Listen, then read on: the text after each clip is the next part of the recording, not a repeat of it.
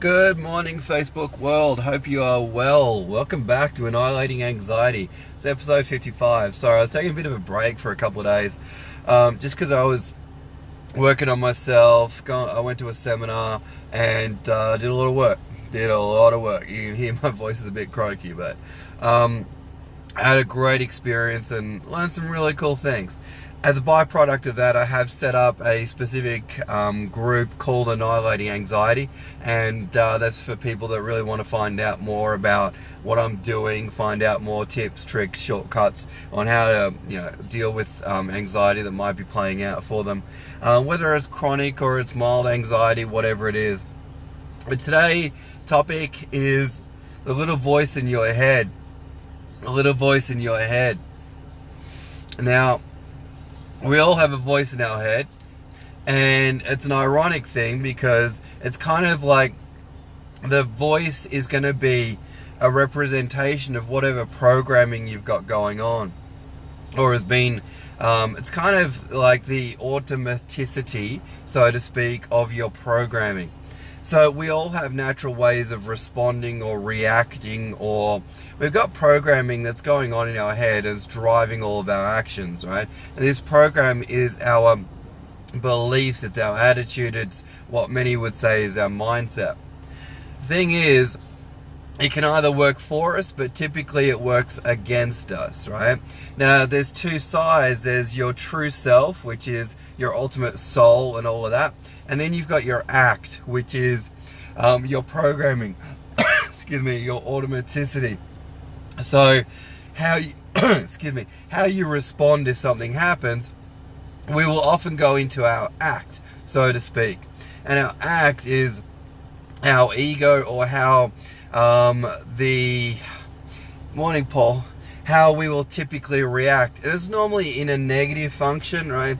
Because the conscious mind has to step in if we want to actually react positively. We often need to, put some thought into that, right? We need to take some control back around that, all right? Now, this little voice in your head, the ego's got 6 needs, and one of them is to control, one of them is to look good, one of them is to have a need to know what's going to happen, all these different things, right? Now, your ego and that little voice in your head, they're kind of playing games on you. And one of the things we need to realize is that the voice in your head is always going to downplay and lower your significance. It's in the world. It's also going to downplay your magnificence. All right. And what we need to appreciate is that any time we can either react from that voice, or we can use that voice to our advantage. But in any time in our lives, we always have a choice. Now, great leaders set an intention. Great leaders are able to override the voice. Now, a great leader, morning Matthew, is no better than you. A great leader is no better than you. They've just made a decision not to listen to the voice. And one thing that I've started to do over the last, probably ever since Friday last week, one thing I've started to do is every single day, I actually write a word. I don't know if you can see it or not. Yeah.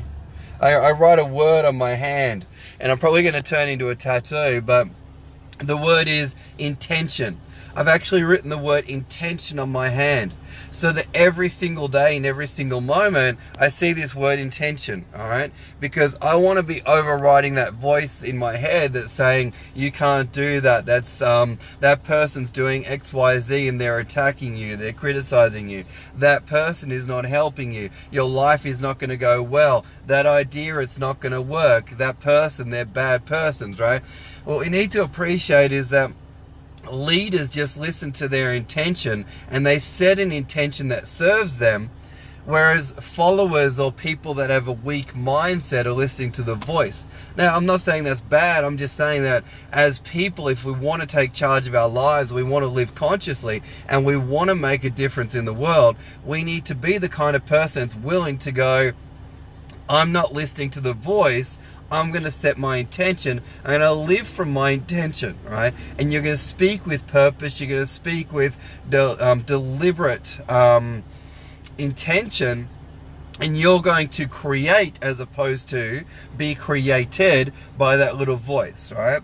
So I just like two silly things. I just want you to, well, I guess it's silly, but I guess two poignant things. One thing, mindset, and that is realize that the voice is typically not going to serve you. The second thing is set up a system, structure, or strategy. I like that. System, structure, or strategy. They all start with S, right? Set up a system, structure, or strategy where you are constantly reminded of your intention. Now, and for me, my intention in this moment is to connect with all of you and to provide some value. That's all it is, right?